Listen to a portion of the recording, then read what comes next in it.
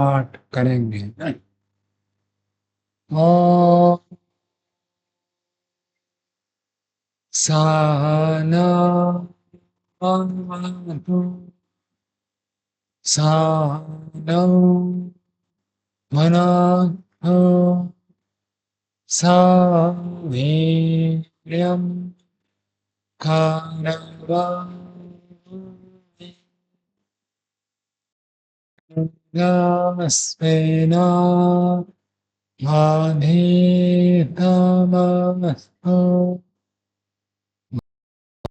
निर्देशाय।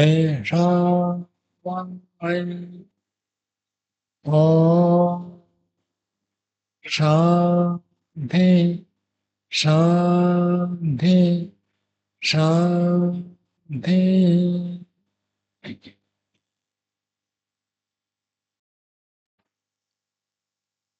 वेदोन्नति की 45वीं कक्षा है। वेदोन्नति में द्वितीय अध्याय का स्वाध्याय कर रहे हैं। उसमें 73वें श्लोक तक हो गया था। आज 74वें श्लोक से हम अध्ययन करेंगे। पीछे जितेंद्रिय की चर्चा करने के पश्चात ये बताया था कुछ मानवीय आदर्श गुण होते हैं जो दुरात्माओं में नहीं मिलता है। जो अंतिम स्तर का व्यक्ति है उसमें वो दिव्य गुण प्राप्त, उनको प्राप्त करना आवश्यक होता है। के बाद उसी से जुड़ी हुई और बातें आगे बता रहे हैं। 74वां श्लोक देखिए। आक्रोश परिवादाभ्याम में हिंसन्त्य बुधा बुधान मक्ता पापामुपादत्ते क्षममाणो विमुच्यते। महात्मा विदुर जी कह रहे हैं आक्रोश परिवाद। आक्रोश का अर्थ चिल्ला कर बोलना, किसी के ऊपर चिल्लाते हुए, मानो जैसे बहुत जोर से आक्रमण कर रहे हो, इस प्रकार के। संस्कृत में जोर से आह्वान करना, जैसे किसी को दूर से बुलाना होता है, जोर से चिल्लाकर बुलाना पड़ता है। ऐसे यदि किसी के ऊपर गरज रहे, किसी को ऐसे कठोरता से अपमानित करने के लिए अथवा उसका दोष बताने के लिए ऐसे यदि चिल्ला पड़ता है तो ठीक नहीं है। दूसरी बात बता रहे हैं कि परिवाद, परिवाद का अर्थ निंदा। वाद शब्द का अर्थ होता था कहना, यानी परिवादा निंदा करना। आक्रोश परिवादाभ्याम में हिंसन्ति, विशेष रूप से हिंसा करते हैं। कौन करते हैं? अबुधाः मुधान, अबोध, जो बुद्धिमान नहीं है अथवा जो अज्ञानी है उनको अबुधा कह देते हैं।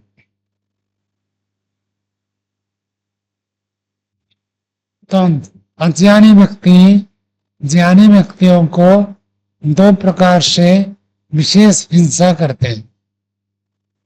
कौन से दो प्रकार? एक तो चिल्लाकर उसके ऊपर, क्योंकि ज्ञानी व्यक्ति शांत शिष्ट भद्र नम्र होते तो उनके ऊपर चिल्लाकर उनको दबाने के लिए प्रयत्न करते। एक तो ये बात। दूसरी बात है उनकी निंदा करेंगे। वह शांतशील हो तो उसको कहेंगे तो नपुंसक है, इसके पास कोई शक्ति नहीं है। हर गुण को वो अवगुण में बदलकर उसकी निंदा करेंगे। तो कौन ऐसे करते? अज्ञानी व्यक्ति। और किसके ऊपर करते? ज्ञानी के ऊपर। कहते वक्ता पापम उपादत्ते, वक्ता जो है वो तो पाप को प्राप्त करता है। क्योंकि जो व्यक्ति ऐसे अनधिकार रूप में किसी के ऊपर चिल्लाएगा, किसी के ऊपर आक्रमण करेगा, किसी के ऊपर तीव्र गति से निंदा करेगा तो उसको तो क्या स्थिति होगी, पाप को प्राप्त होता है। क्षममाणम विमुच्यते, और जो ज्ञानी लोग होते हैं वो क्षमा कर देते तो विमुच्यते, वो छूट जाते हैं। ये बात बताते हुए जो व्यक्ति क्षमा करता है वो दुख से बच जाता है, और जो व्यक्ति क्षमा नहीं करता है, आक्रोश निंदा में ही लगा रहता है, वो पाप को प्राप्त करता है। महात्मा विदुर जी इसको बताते हुए महाराज धृतराष्ट्र को समझा रहे कि आपका पुत्र जो दुर्योधन है, दोनों प्रकार के व्यवहार के कारण से हिंसक है, वो आक्रोश भी करता है, मुनि स्वभाव में ही आक्रोश करता है, और पांडवों के प्रति विशेष आक्रोश, और उनकी निंदा हमेशा करता रहता है। और पांडव क्षमाशील है, तो क्योंकि जो क्षमाशील है वो विजय को प्राप्त करेगा, ऐसे बताया था। तो पांडव तो क्षमा कर देते हैं, जितनी भी गलती करता है दुर्योधन, पांडव क्षमा करते गए करते गए करते गए, तो इसलिए वो विजय को प्राप्त करेंगे। और तुम्हारा बेटा दुर्योधन चिल्लाता भी है और निंदा भी करता है, तो निश्चित रूप से पराजय को प्राप्त होगा।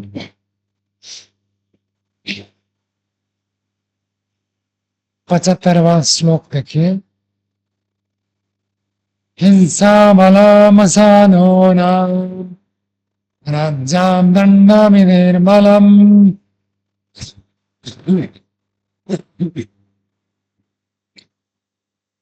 हिंसा बलमसानो नाम राज्यां दंडमिर्बलम्। शुश्रूषा तो बलम स्त्रीणाम क्षमा गुणमहाबलम्। असाधु व्यक्ति जो है, जो साधु नहीं है, दुष्ट है, उसका बल क्या? हिंसा।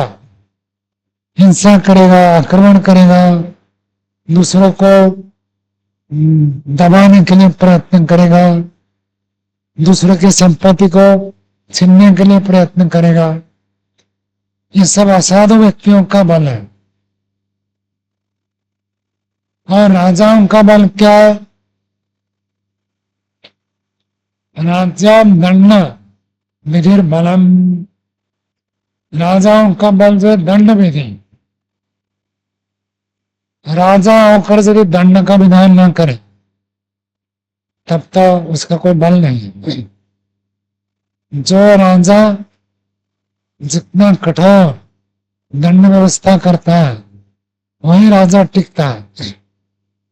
जो दंड व्यवस्था को नरम कर देता है वो राजा टिकेगा नहीं।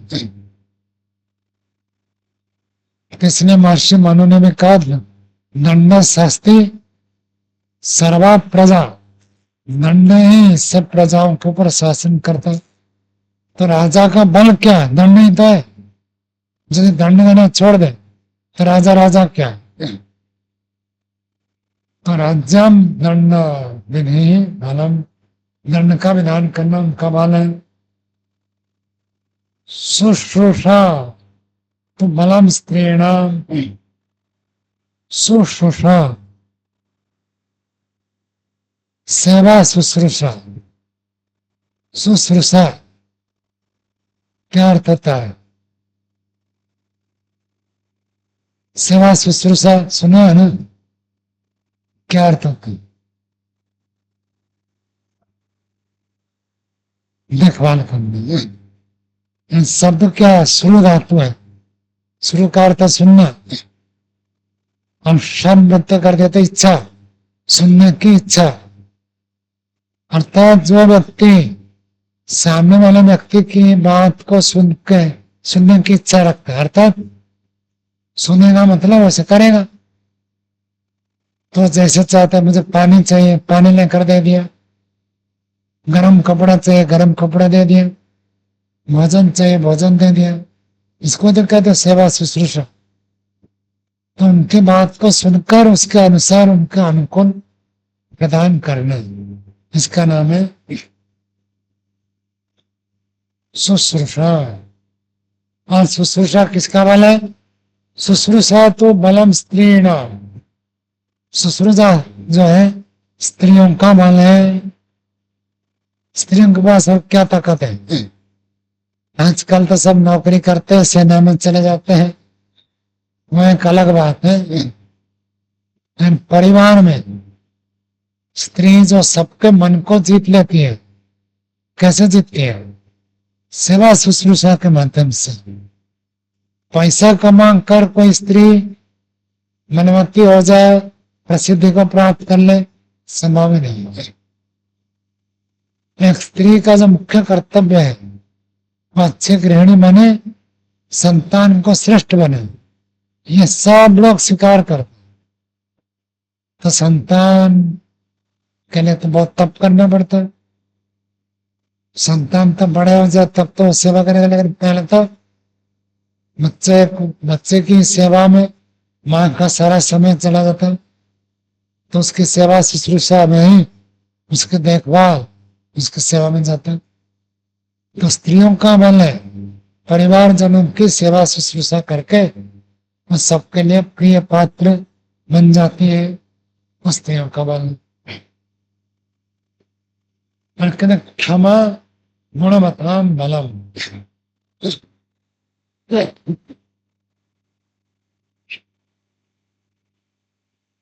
क्षमा जो है गुणवत्ताम बलम,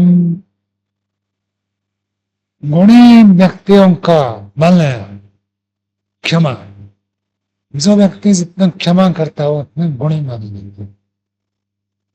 तो असाधु व्यक्ति हिंसा के बल पर जीता है, अनाचार का बल दंड विधि है, स्त्री का बल सेवा शुश्रूषा है, और क्षमा गुणी जनों का बल है। आगे देखिए,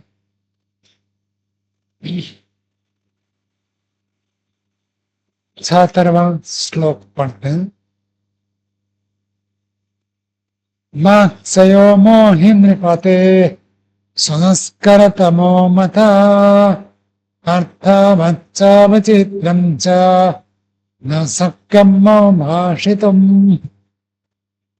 मात्सयमो हि नृपते, नृपते कौन सी व्यक्ति कौन सा वचन है? नृपते।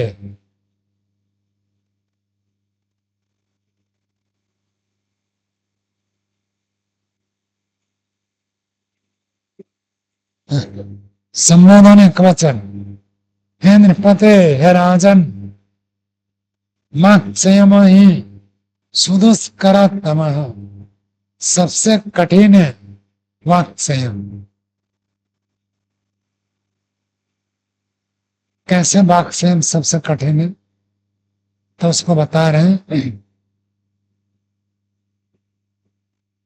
वाणी हमारे व्यक्तित्व को अभिव्यक्त करने का माध्यम। स्वबोध संक्रांत है भागवता, अपने बोध को दूसरे के पास पहुंचाने के लिए एक ही तो माध्यम है वाणी। लेकिन वाणी का संयम करना ये बहुत कठिन कार्य है। कोई कोई व्यक्ति वाणी के ऊपर संयम करता, जैसे कल भी था, आपने ये बताया था, ये आवश्यक होने पर ही बोले, और वो भी सत्य बोले, मधुर बोले, हितकारी बोले। इतना मापा तोला बोलना बहुत कठिन कार्य है। कोई व्यक्ति कुछ भी करता है तुरंत हमारे मन में प्रतिक्रिया होती है। प्रतिक्रिया होती तो हम कुछ बोलना चाहते, तो जो बोलने की प्रवृत्ति है इसी को रोकने के लिए ही वाणी का तप, मौन का विधान किया गया। तो महात्मा विदुर जी भी उसी बात को कह रहे, मत संयमो, हे राजन, वाणी के ऊपर संयम करना सुदुष्कर तमः, सुदुष्कर अति कठिन कार्य है। सामान्य बात नहीं है। मापा तना बोलना, ठीक ठीक बोलना, मधुर बोलना, हितकारी बोलना बहुत कठिन कार्य है। प्राय करके व्यक्ति वाणी में उच्छृंखल होता है। लौकिक व्यक्ति, संसारिक व्यक्ति, उनकी बात तो छोड़ दीजिए, जो आध्यात्मिक मार्ग में चलते हैं वो भी वाणी के ऊपर संयम नहीं रख पाते। कोई कोई व्यक्ति ही वाणी में संयम कर पाता, सब उनके बस के नहीं। कुछ लोगों को आप देखोगे मौत मापा तो ना बनेंगे, पूछने पर झटाझट नहीं बनेंगे, पूछने पर भी बहुत धीरे धीरे एक एक शब्द, एक एक वाक्य क्रम से बने, ऐसे व्यक्ति मिलेंगे। लेकिन सारे ऐसे नहीं होते, कोई कोई मिलता, बाकी सब तो झटाझट झटाझट बोलते। तो स्वामी सत्यवती जी तो कोई भी सेवा में आता था, सबसे पहले उसको मंडोच्चारण सीखा था। श्लोक पूछते थे, कौन सा? माधुर्यम अक्षर व्यक्ति अनुच्छेदस्तु सुस्वरा धैर्यम में समर्थम च सड़े ते पाठका। सबसे कला का माधुर्य, मधुरता से बोलना पड़ेगा। माधुर्यम में समर्थम, माधुर्यम अक्षर व्यक्ति, और अक्षरों के एक एक अक्षर की अभिव्यक्ति अलग अलग होना चाहिए।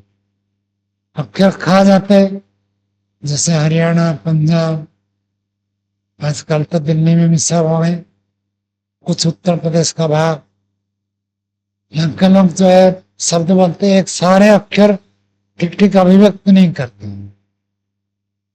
जो हलंत है उसको भी अजंत बोल देना और अजंत को भी हलंत कर देना, तो अक्षरों की ठीक ठीक अभिव्यक्ति हो, एक एक पद को अलग अलग बोले, ऐसे घसीट कर बोल दे सारा इकट्ठा हो जाए, पता नहीं चले। दूसरा व्यक्ति पूछना पड़ता है क्या बोला आपने, का ठीक नहीं, एक एक पद अलग अलग होना चाहिए। सुस्वरा, कौवा जैसे बोलता है ऐसे नहीं बोलना है, कोयल जैसे बोलता है ऐसे बोलना। सुस्वरा, धैर्यम लय समर्थम, धैर्य से बोलना और लय पूर्वक बोलना। काम पर ऊंचा करना, काम पर नीचा करना लय होता है। मैं जाऊं और मैं जाऊं, मैं जाऊं, कुछ भी बोल सकते हो आप, एक ही वाक्य है, इसको अलग लय करने से अलग तात्पर्य हो। मैं जाऊं प्रश्नात्मक हो सकता है, मैं जाऊं, बस विदा लेना चाहता हूँ, आप विदा दे दो, बात करने की चाहता हूँ, अलग अलग अर्थ आएगा। एक में अनुभूति ले रहा है, एक में आदेश दे रहा है, तो लय समर्थ। ऐसे वाणी को माप तोड़ कर बोलना कठिन होता है। सामान्य रूप से व्यक्ति को लगता है तो समय बेकार जा रहा है, तो ऐसे बोल देते हैं। लेकिन पाणिनि ने तो पाठक के 6 गुण बताए। हम महात्मा विदुर जी उसी प्रकार कहते कि वाणी के ऊपर संयम करना सुदुष्कर तमः, दुष्कर कठिन और सुदुष्कर अच्छे प्रकार से कठिन तम पान। और क्या बता रहे आगे, अर्थवत विचित्रम च न सक्यम बहुभाषितम। अर्थवत, अर्थवत का अर्थ था सार्थक, जो बातें अत्यंत उपयोगी है उसको कहते हैं अर्थवत। अर्थवत भी कहे और विचित्रम, विचित्र बात बताए, अर्थात विचित्र का एक अर्थ होता है रोचक, दूसरे को रुचिकर लगे, ऐसे वाक्य बोले और सार्थक भी हो। हंसी मजाक कर दे तो अलग बात, लेकिन उसका सार्थकता भी हो और वो दूसरे को विचित्र भी लगे, नई चीज लगे, नई बात कितने बताओ। अब मैं दर्शन पढ़ाता हूँ, एक एक पंक्ति की व्याख्या करता हूँ, तो एक पंक्ति को 1 बार 2 बार 3 बार अलग अलग उदाहरण देकर बता दो। ज्यादा लंबा कितना कर सकते हैं, बहुत ज्यादा नहीं कर सकते। एक पंक्ति को आप 2 पंक्ति में व्याख्या की, 3 पंक्ति 4 पंक्ति कर दी, ज्यादा से ज्यादा 5 पंक्ति व्याख्या कर दी, और कितनी व्याख्या करोगे? फिर व्यक्ति को रुचिकर नहीं लगेगा, नई चीज नहीं लगेगी, लेकिन आपको वही वही बात दोहरा रहे, पुनरुक्त दोषार है ना, तो ऐसे लगेगा कि देखो उसी बात को बार बार दोहरा रहे।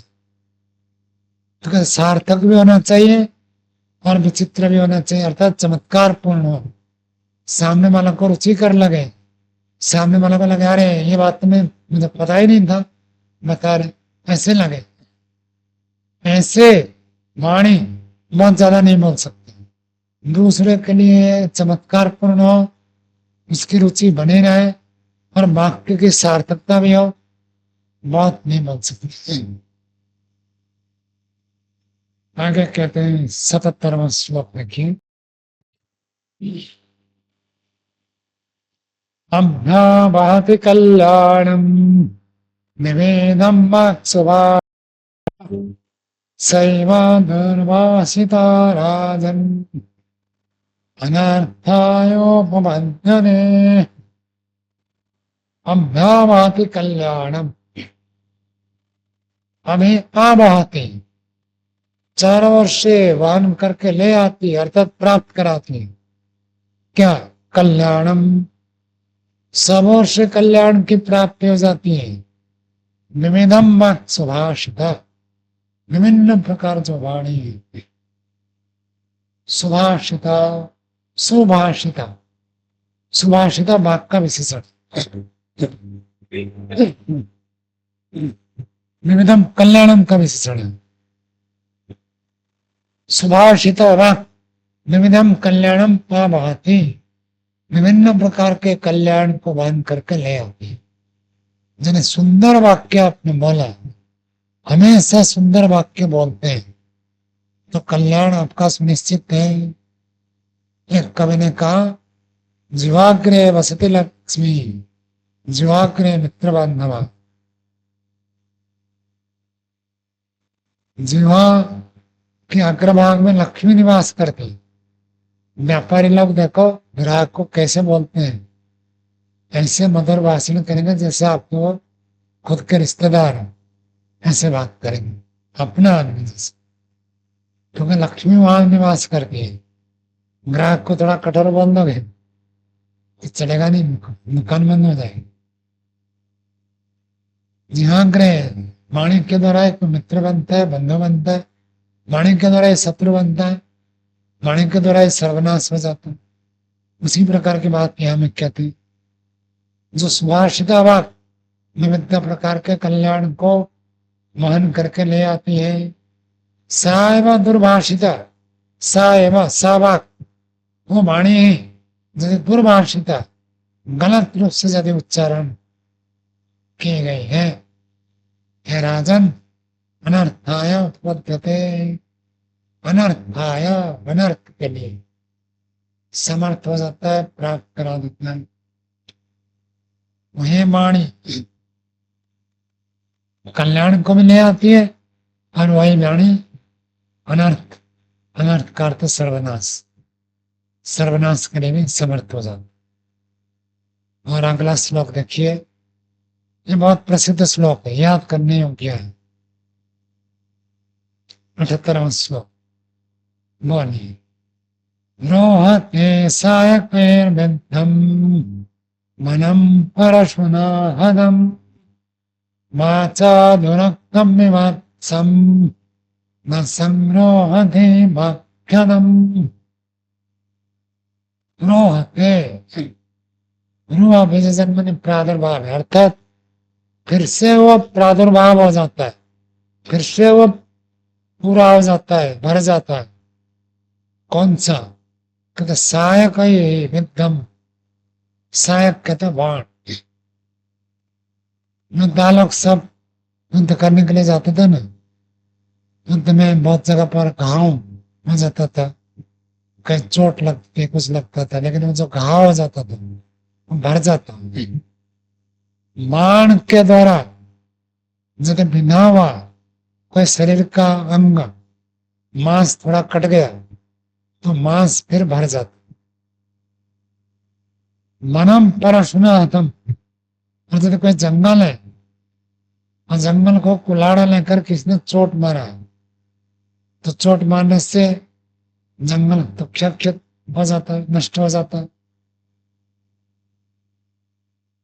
बाचा दुरुक्तम विवक्ता, लेकिन वो भी रोहते, रोहते का अर्थ फिर भर जाता है। हाँ, ना वनम दपरस न तम सदा, साय का तो बाण को कहते हैं। बाण से यदि शरीर का कोई अंग क्षत विक्षत हो गए तब वो रोहते। और वनम परसनातम, कुल्हाड़े से कटा हुआ जंगल फिर से जंगल हरा भरा हो जाता है। कोई भी जंगल तो खूब काट देते लोग और फिर से हरा भरा हो जाता। जंगल में आप बैठे देखो कितना मनुष्य हर रोज पेड़ काटते रहते हैं, फिर भी देखो हरा भरा बना हो। ईश्वर की विचित्रता है। कितने में पेड़ काटते रहते हैं, रोज फर्नीचर बनाते, रोज मकान बनाते हैं, दरवाजा बनाते हैं, रोज पेड़ कटते हैं, फिर भी जंगल हरा भरा रहता है। तो जंगल कटा हुआ जंगल में फिर से बन जाता है, फिर से प्रादुर्भाव हो जाता है, फिर से हरा भरा हो जाता है। लेकिन कहते वाचा दुरुक्तम निवत्सम, मणि के द्वारा दुरुक्तम निवत्सम, मणि के द्वारा कहा हुआ निवत्स वह है? क्या उन्हें विवत्सम का अर्थ तो बहुत कुत्सित निंदित अर्थ हो। विवत्स के अंदर से भयंकर, जैसे किसी के किसी ने मार दिया और इतनी जगह खून खराबा कर दिया तो देखने में ही डर लगता है। जो देखने में डर लगता है, सुनने में ही भय लगता है, ऐसे को निंदित को विवत्स कहते हैं। विभत्सम वाचा दुरुक्तम विभत्सम, वाणी के द्वारा बड़ा कहा गया निंदित। न संग्रहते वाक्यदम, यदि वाणी के द्वारा आप ऐसे कह रहे हो तो ऐसे वाक्य न संग्रहते। वो आज यदि वाणी से किसी को आपने चोट मारी है, कहाँ जाकर लगती है, अपना हृदय में जाकर लगती है। आपने कभी ऐसे किसी को बात कहा या नहीं कहा, ऐसे कहा कि इसके हृदय को जाकर चोट लगी। मनु जी किसी को नहीं कहा, स्कूल में बच्चों को, साथी। हम्म,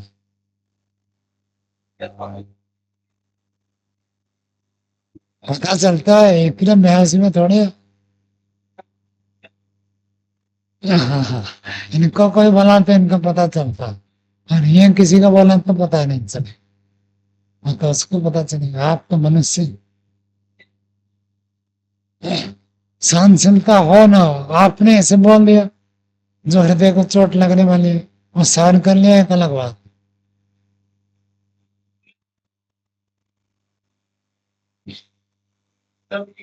अच्छा चला ऐसे पूछ लेता हूँ, आपने किसी को ऐसे कुछ बोला जिससे वो रोने लग गया,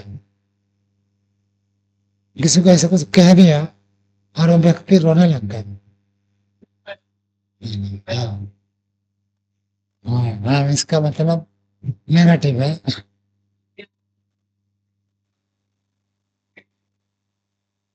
छोटी छोटी बातें पर भले रोए, तो आपने क्यों कहा ऐसे।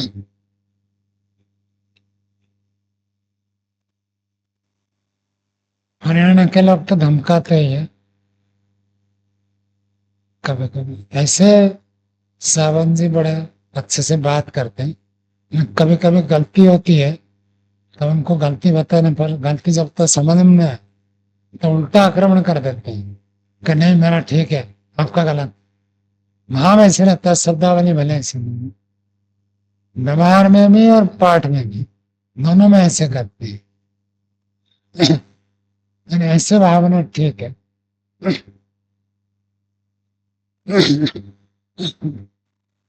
ये भी छोड़ना पड़ेगा।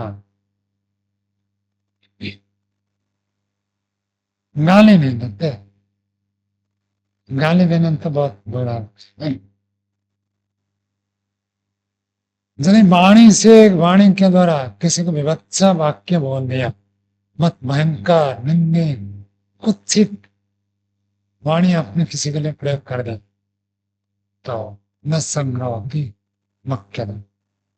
जैसे किसी ब्रह्मचारी को यदि आप कह दो कि आप व्यभिचारी हो, तो बड़ा अच्छा हो जाएगा उसको।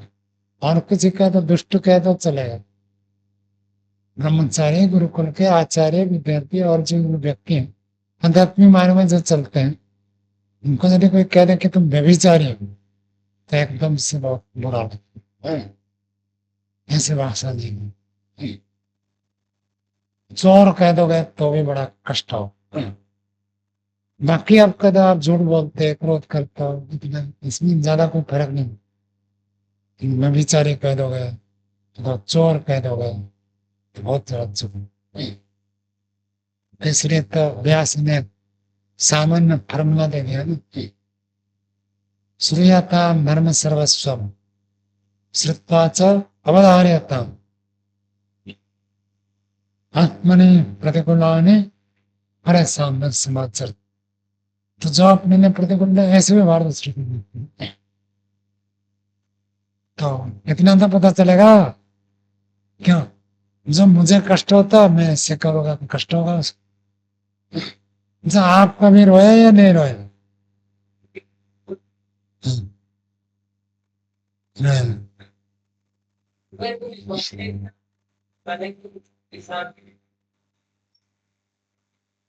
जो रोया नहीं है उसका हृदय नहीं है, पाषाण है, पत्थर है। और जो मनुष्य का हृदय होगा वो तो पिघलेगा।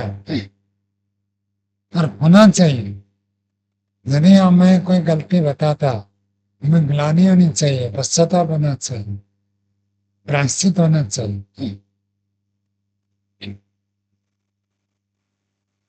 और एक श्लोक पढ़ते हैं, देखिए 79वां श्लोक।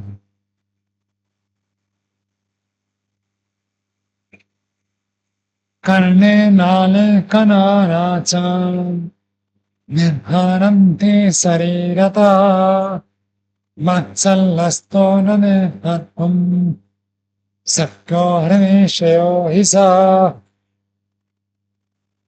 कर्णी नालिका, कर्णी का अर्थ होता है कान जैसे। पहले बहुत प्रकार के तीर होते थे, आपने कभी रामायण सीरियल देखा हो तो अलग अलग प्रकार का, कोई अर्धचंद्र जैसे तीर होता था, चंद्रमा वही अर्धचंद्र कहता हूँ, अर्धचंद्र जैसे होता है यूं जाएगा। कोई स्टार जैसे होता है, कोई गोलाकार होता है, कोई वैसे क्या कहते हो क्रिस्टल जैसे होता है, चारों तरफ से आजकल जो पंच होता है उस प्रकार के भी तीर बना देते हैं। सांप जैसे होता था तो ऐसे कान में से भी बना देते तीर, तो उसको करनी कहते हैं। कहते करने वाला तीर। और नालिका, नालिका का अर्थ नली से जो छोड़ा जाता, आजकल के हिसाब से बंदूक पिस्तौल क्या होता है, नली से छोड़ते हैं ना। तो यदि इनके द्वारा कोई बाण छोड़ा हुआ, चाहे करनी वाला हो चाहे नालिक वाला हो, नारायण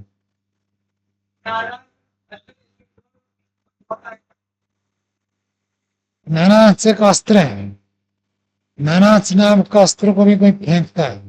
कान के आकार वाले एक तीर है, बाण है। हाँ, और नालिक भी कोई हो, नाराज भी हो, इन अस्त्रों से भी, इन अस्त्रों को यदि किसने मारा शरीर में लगा तो उसको तो शरीर से निकाल सकते हैं। उस समय कैसे युद्ध करते थे, कोई तीर मारता था, तीर आकर शरीर में घुस जाता था और शरीर को फिर वो खुद खींच कर निकालते। भाला कोई मारता, भाला घुस गया और निकाला और युद्ध करेंगे। कैसे उनका जीवन होता था। कहते ऐसे भी अस्त्र को शरीर से निकाल लेते हैं, लेकिन मत्सलस्तु निर्हर्तुम, वाणी का जो तीर है, वाणी का जो शल्य है, न निर्हर्तुम, निर्हर्तुम कौन सा प्रत्यय हो गया? निर्हर्तुम, पुस्तक देखो,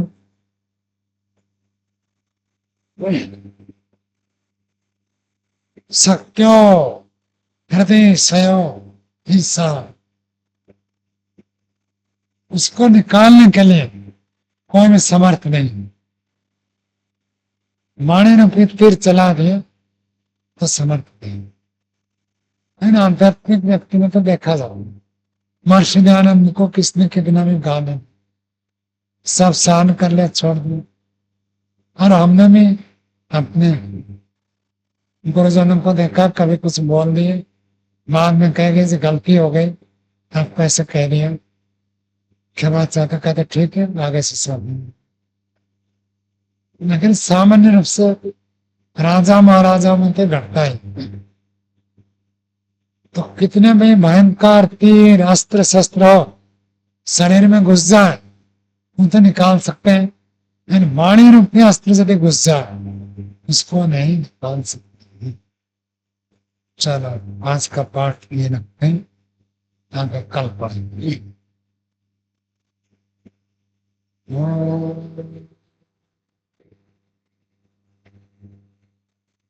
शांति शांति शांति